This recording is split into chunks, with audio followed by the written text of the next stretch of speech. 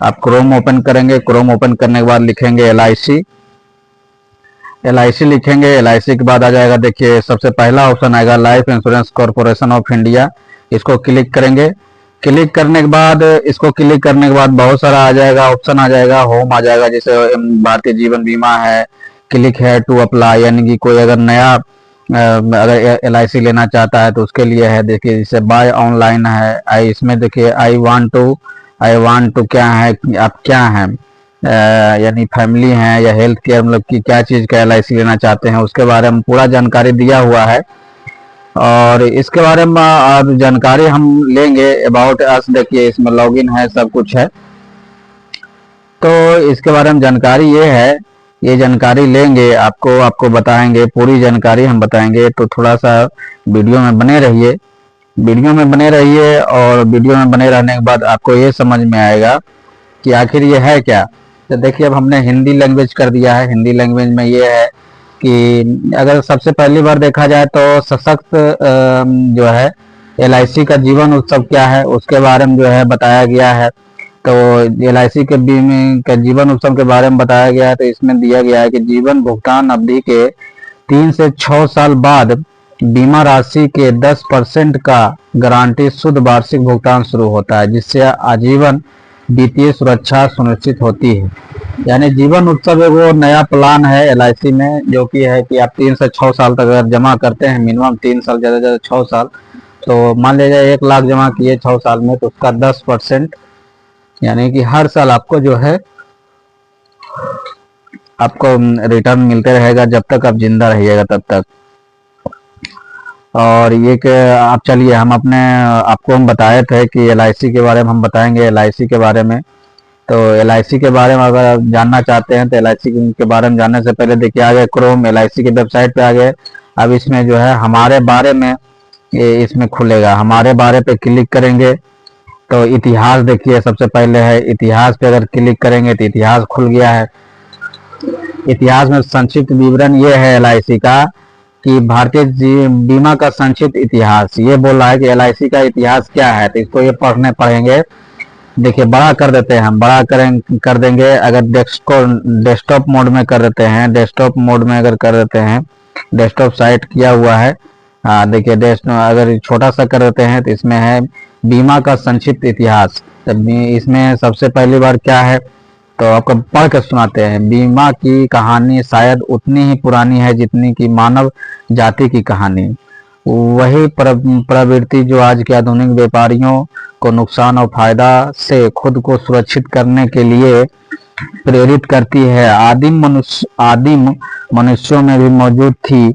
वह भी आग और बाढ़ तथा जीवन की हानि के बुरे परिणामों को टालना चाहते थे और सुरक्षा प्राप्त करने के लिए किसी भी तरह का त्याग करने को तैयार थे।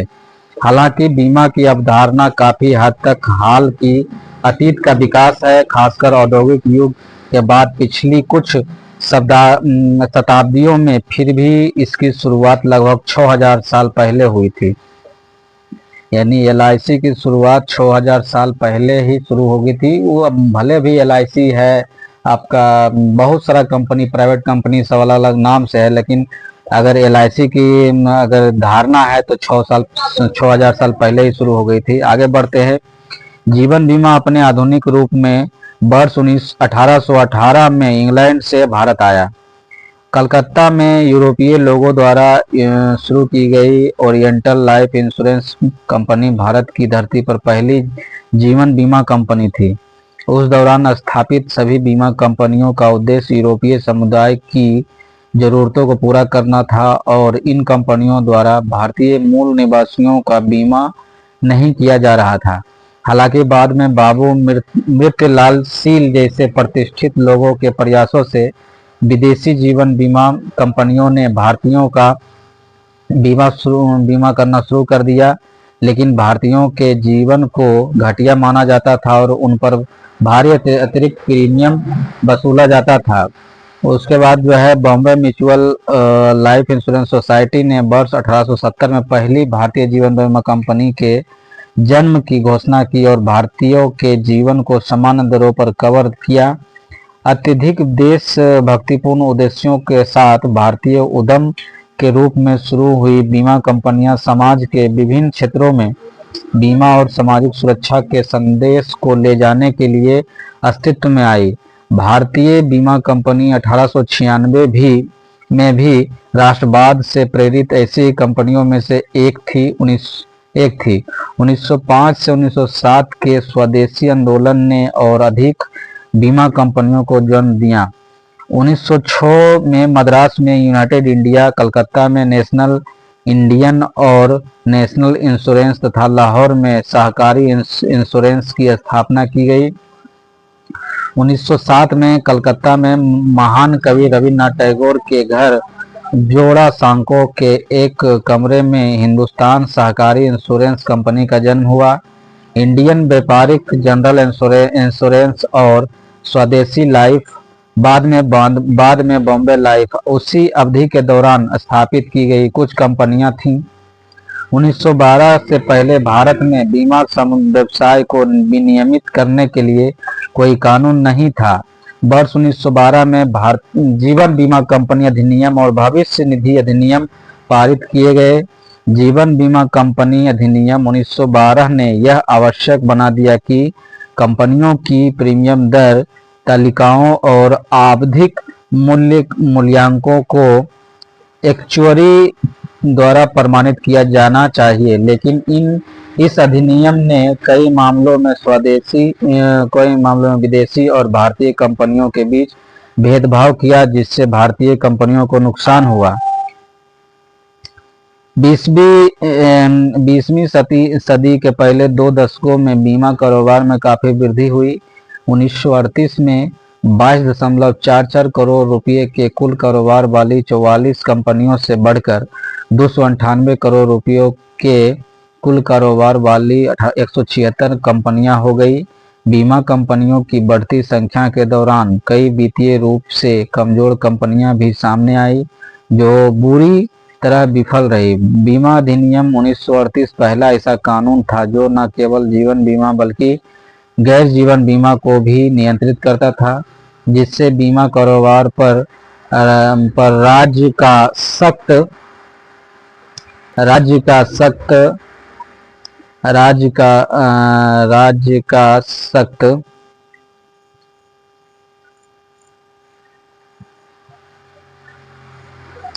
ऐसा कानून था जो न केवल जीवन बीमा बल्कि गैर जीवन बीमा को भी नियंत्रित करता, जिससे बीमा कारोबार पर राज्य का सख्त नियंत्रित होता था। जीवन बीमा उद्योग के राष्ट्रीयकरण की मांग पहले भी बार-बार की गई, लेकिन 1944 में इससे ने जोड़ पकड़ा जब जीवन बीमा अधिनियम 1938 में संशोधन करने वाला विधेयक विधानसभा में पेश किया गया। हालांकि काफी बाद में 19 जनवरी 1956 को भारत में जीवन बीमा का राष्ट्रीयकरण किया गया। राष्ट्रीयकरण के समय भारत में लगभग 154 भारतीय बीमा कंपनियां, 16 गैर भारतीय कंपनियां तथा 75 भविष्य निधि कंपनियां कार्यरत थी। राष्ट्रीयकरण 2 चरणों में पूरा हुआ। शुरू में कंपनियों का प्रबंधन अध्यादेश के माध्यम से लिया गया था और बाद में एक व्यापक विधेयक के माध्यम से स्वामित्व भी ले लिया गया। भारतीय संसद ने 19 जून 1956 को जीवन बीमा निगम अधिनियम पारित किया और 1 सितंबर 1956 को भारतीय जीवन बीमा निगम की स्थापना की गई, जिसका उद्देश्य जीवन बीमा को अधिक व्यापक रूप से और विशेष रूप से ग्रामीण क्षेत्रों में फैलाना था, ताकि देश के सभी बीमा योग्य व्यक्तियों तक पहुंच बनाई जा सके और उन्हें उचित लागत पर पर्याप्त वित्तीय कवर प्रदान किया जा सके।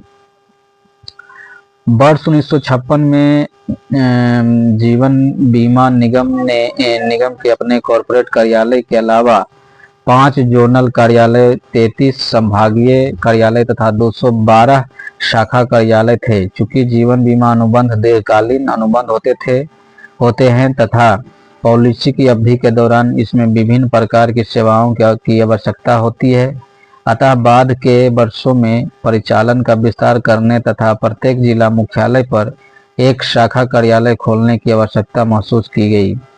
जीवन बीमा निगम का पुनर्गठन हुआ तथा बड़ी संख्या में नए शाखा कार्यालय खोले गए। पुनर्गठन के परिणाम स्वरूप सेवा संबंधी कार्य शाखाओं को हस्तांतरित किए गए तथा शाखाओं को लेखा इकाइयां बना दिया गया।